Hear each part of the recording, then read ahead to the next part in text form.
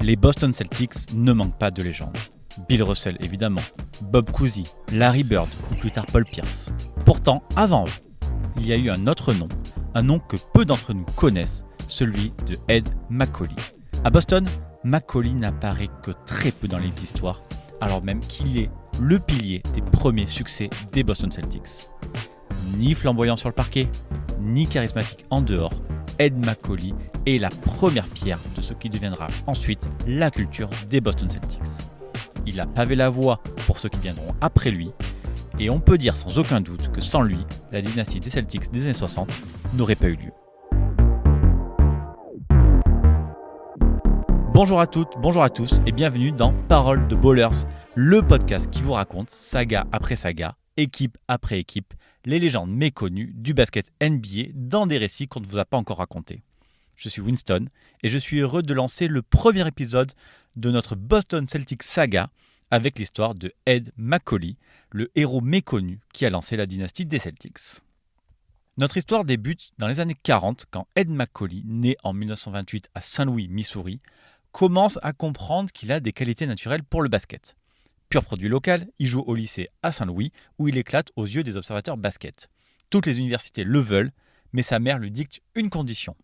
Il peut intégrer n'importe quelle fac, à condition qu'elle soit catholique et située à Saint-Louis, évidemment. Macauley débarque donc à l'université de Saint-Louis où il va gagner son surnom de Easy Ed. En fait, pour lui, tout est facile dans le basket, particulièrement grâce à son jeu très fluide et très fin, alors qu'on parle quand même d'un pivot de 2,8 m, ce qui n'était pas très courant à l'époque. Là où les autres joueurs de son gabarit ne jouent que sur leur puissance, Macauley les domine par sa finesse, son jeu très rapide et son toucher de balle, qui font de lui une menace inarrêtable en attaque. Avec lui, Saint-Louis gagne en 1948 le NIT, tournoi sur invitation considéré à l'époque comme le tournoi le plus prestigieux. Cette saison-là, tout comme la suivante, Macauley est élu dans la All-American First Team et c'est tout naturellement qu'il va s'inscrire à la draft 1949 après 4 ans de fac. À l'époque, la NBA n'existe pas. Les deux ligues de basketball du pays sont la NBL, National Basketball League, fondée en 1937, et la BAA, pour Basketball Association of America, qui débarque en 1946, lancée par des propriétaires d'équipes de hockey qui voulaient remplir leurs grandes salles situées dans des grandes villes, les soirs sans match. Donc logiquement, Ed Macauley choisit la BAA, et en vertu du territorial pick, qui permet aux franchises de verrouiller les joueurs formés dans leur zone géographique, quelle que soit leur position à la draft, Easy Ed devient un joueur des Bombers de Saint-Louis le 21 mars 1949. Mais Macauley ne jouera jamais en BAA. Pourquoi ? Parce que le 1er août de cette même année 49, la BAA et la NBL fusionnent pour devenir la NBA qu'on connaît. Cette nouvelle ligue se compose de 4 divisions, 2 pour les 10 anciennes équipes de BAA et 2 pour les 8 anciennes équipes de NBL. Pourtant, le climat est très instable pour toutes les franchises, et si les Saint Louis Bombers ne vous parlent pas, c'est tout simplement parce qu'ils ont disparu dès l'année suivante, en avril 1950, après la saison rookie de Ed Macauley. En fait, personne ne venait voir cette triste équipe des Bombers qui n'a gagné que 26 matchs sur les 68 de la saison régulière, mais par contre, le peu de public présent a eu la chance de profiter des débuts de Macauley. À 21 ans, Easy Ed tourne à 16 points de moyenne, soit le meilleur total de son équipe. Et lorsque les Bombers disparaissent, la NBA organise une draft de dispersion pour répartir leurs meilleurs joueurs. Sans surprise, Ed Macauley est sélectionné en premier, et ce sont les Boston Celtics qui repartent avec le gros lot. Ils ne le savent pas encore, mais ils viennent de poser la première pierre de leur future dynastie.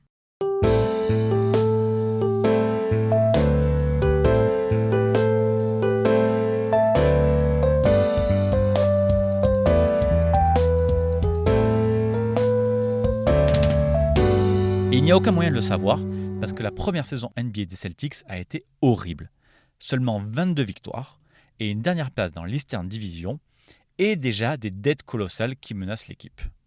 Pourtant, le propriétaire Walter Brown va avoir l'idée du siècle en proposant le poste de head coach à Red Auerbach, jusque-là coach des Capitals et des Blackhawks. Auerbach, qui a pour mission de faire gagner le Celtics mais aussi de les faire briller, va immédiatement prendre des décisions qui vont faire parler. Pour sa première draft, Il snob le local Bob Cousy pour prendre Chuck Shear, un pivot bien moins coté, et au deuxième tour, l'ailier Chuck Cooper qui devient là le premier joueur noir à être sélectionné par une équipe NBA. Concernant Cousy, Red Auerbach aura cette phrase devenue mythique: « Suis-je censé gagner ou faire plaisir au plouc du coin ?» Et pourtant, Bob Cousy sera bien, vous le savez, un Celtics lors de cette saison 50-51. Finalement drafté en 4e position par les Tri-City Blackhawks, Cousy n'a pas tellement envie de déménager et demande en contrepartie un salaire très important, trop important. Les Blackhawks décident d'échanger ses droits avec les Chicago Stags, mais les Stags eux-mêmes mettent la clé sous la porte en octobre 1950, ce qui entraîne une nouvelle draft de dispersion. Et c'est à cette occasion-là que les Celtics sélectionnent enfin Bob Cousy, peut-être à contre-cœur, puisqu'ils l'ont eu grâce à un tirage au sort. Et en fait, on peut dire que les Celtics ont eu de la chance. Avec les arrivées communes de Auerbach, Cousy et surtout McCauley, Boston décolle au classement. 39 victoires pour 30 défaites, mais plus que ça, une vraie réussite et un tournant dans l'histoire de la franchise. Les Celtics se qualifient pour la première fois de leur histoire en play-off, et ils le doivent particulièrement à McCauley, qui devient le leader offensif de l'équipe avec une moyenne de 20,4 points par match. Auerbach, qui a compris la finesse et l'intelligence de McCauley, le fait jouer régulièrement comme pivot, malgré sa taille moyenne, ce qui lui permet de profiter de sa mobilité et de sa compréhension du jeu pour changer l'attaque des Celtics. Ed McCauley attire toutes les lumières. Sélectionné pour le premier All-Star Game de l'histoire en 1951, il termine MVP de ce match grâce à ses 20 points dans la victoire de l'Est, 111-94. Il est aussi sélectionné dans la All-NBA First Team et finit 3e meilleur marqueur de la ligue. En play-off, les Celtics sont éliminés 2-0 contre les Knicks, mais le changement est maintenant acté. Boston est une équipe qui compte et Ed McCauley en est le leader. La saison 1951-1952 doit alors être celle de la confirmation et McCauley reçoit une nouvelle fois du soutien. Les Celtics échangent le fameux Chuck Shear qui n'aura jamais joué chez eux contre Bill Sharman, un arrière prometteur de seulement 24 ans. Avec Ed McCauley à l'intérieur, Cousy à la main et maintenant Sharman à l'arrière, les Celtics disposent d'une base assez solide pour créer quelque chose de grand. L'équipe est jeune, dynamique, excellente en contre-attaque et très collective. Et c'est principalement McCauley qui stabilise ces Boston Celtics. Et le meilleur exemple de ça, c'est Bob Cousy, qui devient une star dans cette ligue grâce à la présence d'Easy Ed. Il faut se rappeler qu'avant sa draft, Cousy était considéré comme un scoreur flamboyant, mais inefficace, ce qui avait aussi expliqué le choix initial d'Auerbach. Désormais, ça change et McCauley stabilise tous les Celtics.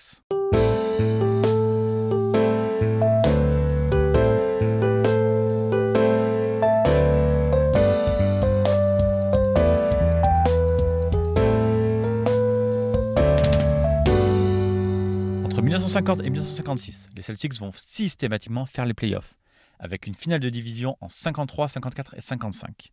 Pendant ce temps-là, McCauley est nommé 3 fois de suite en All-NBA First Team et une fois en Second Team. Il est systématiquement All-Star dans ses 6 saisons à Boston et le vestiaire le considère comme son leader. Easy Ed, c'était celui qui faisait redescendre la pression en play-off, qui aidait les rookies à appréhender la discipline de Red Auerbach et qui a tout simplement fait des Celtics un groupe collectif. Et pourtant, la belle histoire ne va pas durer. Avec un bilan en 6 ans de 10 victoires pour 17 défaites en play-off, les Celtics progressent, mais ne gagnent pas encore. Plus personne ne les prend à la légère et le trio McCauley, Cousy, Sherman fait de Boston une place forte de la NBA, mais Red Auerbach veut plus. Pour monter d'un cran, il lui faut de la défense et du rebond, et ça à un niveau élite. Tout ça, Red Auerbach pense le trouver chez un jeune joueur nommé Bill Russell. Russell, qu'on n'a plus besoin de présenter aujourd'hui, est à l'époque une petite sensation au niveau universitaire. Athlète incroyable, il est le plus grand défenseur jamais vu et oblige même la NCAA à changer les règles à cause de sa domination dans la raquette. Russell marque très peu, mais il est tellement dominant en défense qu'il commence à faire changer les mentalités. Il faut dire qu'à l'époque, la défense n'était pas vraiment valorisée et un bon joueur de basket, c'était d'abord celui qui marque. Les Celtics, désormais une bonne équipe, n'ont que le choix numéro 7 à la draft 1956, celle où se présente Bill Russell, et n'ont quasiment aucune chance de le choisir. Le premier choix, c'est pour les Rochester Royals. Mais Auerbach estime qu'ils ne voudront pas de pivot et surtout, ils ne voudront pas payer les 25 000 $ à la signature que Russell demande. Il reste donc à convaincre les St. Louis Hawks, titulaires du second choix. Et les Celtics vont se servir d'un atout dans leur manche, probablement leur meilleur atout, à savoir Ed McCauley. Ben Kerner, le propriétaire des St. Louis Hawks veut Macaulay pour lâcher les droits de Russell. Comme on l'a dit plus tôt, Macaulay est originaire de Saint-Louis, c'est là où il a grandi et fait ses études universitaires. Il se trouve que les Hawks ont très envie de le faire revenir à la maison, parce que oui, à l'époque, le basket a du mal à faire vendre et les fans sont très attachés aux produits locaux. Et il se trouve que l'intérêt est commun, puisque Macaulay souhaite également rejoindre Saint-Louis. Pas forcément parce qu'il souhaite quitter les Celtics, mais parce que son fils venait à ce moment-là d'être diagnostiqué d'une méningite et allait être soigné à Saint-Louis. Le soir de la draft, le 29 avril 1956, Boston envoie donc sa star, Ed Macauley, ainsi que Cliff Hagan, en échange de Bill Russell, qui venait d'être choisi avec le pick 2 par les Hawks. À Boston, qu'il s'agisse de la presse ou des fans, tout le monde tombe de haut. Perdre sa star contre un rookie qui ne sait pratiquement pas mettre un panier est considéré comme un coup au mieux risqué, au pire complètement désastreux. Les fans critiquent vite ce choix, principalement parce que la valeur d'un joueur est surtout jugée par ses qualités offensives. La presse, elle, est plus mesurée, attendant de voir ce que peut apporter Russell, mais à l'instant T, Saint-Louis est considéré comme le grand gagnant de l'échange. L'arrivée de Macaulay crée un vrai engouement chez les Hawks, et le propriétaire Ben Karner possède maintenant sa star qui va faire déplacer les foules.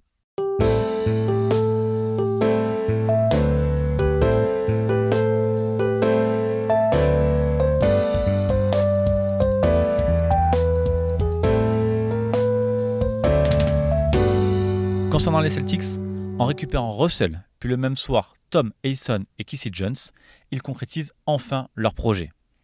C'est le début de leur dynastie, et ils seront champions NBA dès la saison suivante en 1957, puis en 59, en 60, en 61, en 62, en 63, en 64, en 65 et en 66.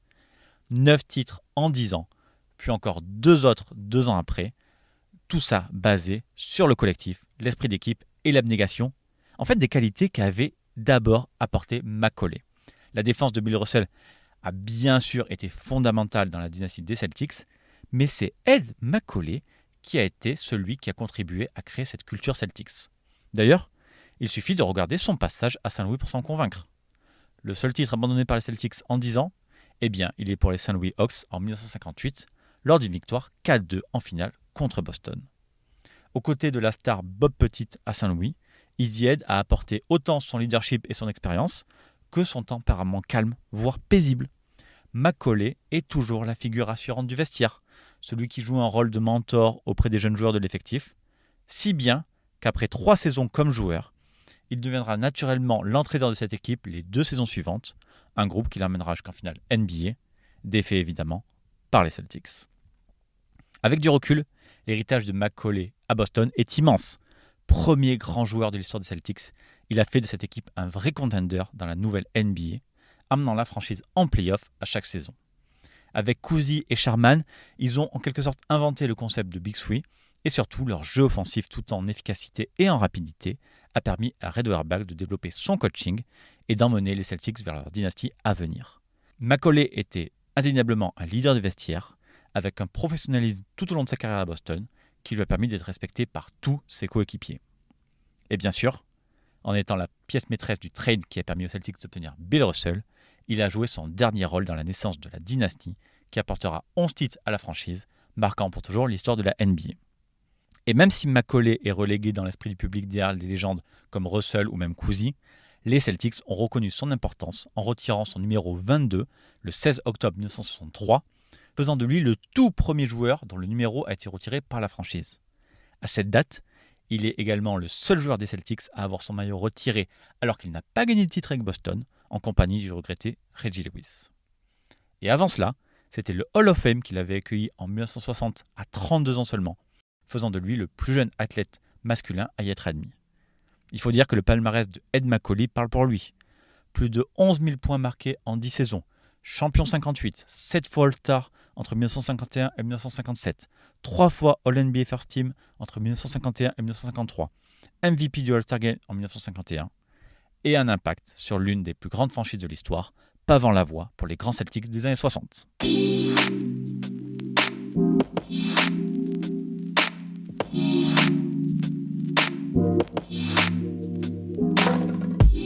Ed Macaulay n'est définitivement pas le nom que l'on nomme le plus quand on parle des légendes des Celtics. Il n'a pas gagné 11 titres comme Russell, ni marqué l'histoire dans des matchs décisifs comme Larry Bird. Pourtant, il a construit des bases, des fondations d'un jeu collectif qui a préparé la franchise à bâtir la dynastie de Bill Russell.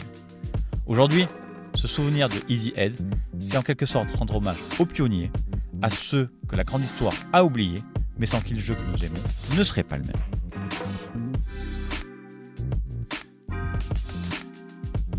Merci à tous d'avoir écouté l'épisode jusqu'au bout. Si vous l'avez aimé, n'hésitez pas à en parler autour de vous, à le faire découvrir à un proche et de lâcher vos 5 étoiles sur Apple Podcasts ou Spotify. C'est essentiel pour faire vivre ce podcast. À très bientôt pour un prochain épisode de Mémoire de Ballers.